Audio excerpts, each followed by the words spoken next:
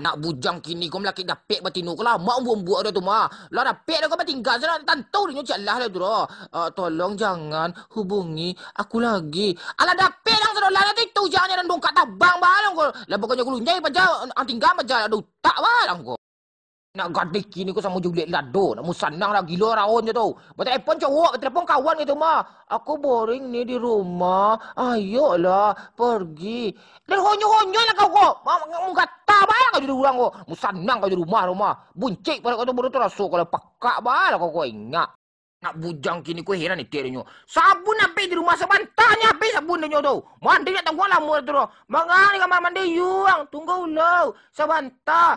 Apa nak sebantah dah lama dah menunggu madras setengah jam menunggu anu juga kau luar dah. Dengan rumah kau mangan selama itu mana di kamar mandi tu. Godok. Anak gadis kini kau nak tahu diuntung dah. Banyak lu kan dah. Alah balik baju raya cik. Abang minta lu cik lah itu mah. Aku lebaran 3 hari. Cipik dah kau 3 hari lu raya kau mah puasa lah nak selesai dah kau dah. Raya lu kau minta 3 hari kau mati kancak semua lah kau. Nak gadis kini kau nak tentu hari bulan puasa lah. Nak pasu saya paturin tu. Parak siang hari lah baca orang serolan itu mah. Abang, ayo asmara subuh. Cipik dah kau dah bayang ciri kudu kepala kau dah mau mengerti balah kau kecil kau setan. Anak gadis kini kau sebenarnya gata nak tentu bulan puasa dah. Bawa bonceng je cowok. Lah, kang-kang lah duduk bawa lah pagui gitu mah. Abang, tolong direm. Apa nan direm dekat siru dah benar kau tak gonyek-gonyek betul-betulnya. Dan hanya-hanya lan ciri kau tu pakak balah kau gata je orang. Bulan puasa hari kau mah. Anak zaman kini kau puasa nyongeh lu kaya kau tu mah. Tahu lu rasa kampung kau tu mah. Puasa orang, puasa lainnya tau. Aku juga puasa. Apa nak pakai puasa tu malam mah kadang siang bela lu kau buka jago lah puasa ada mau sudah puasa ulah tu mah setan.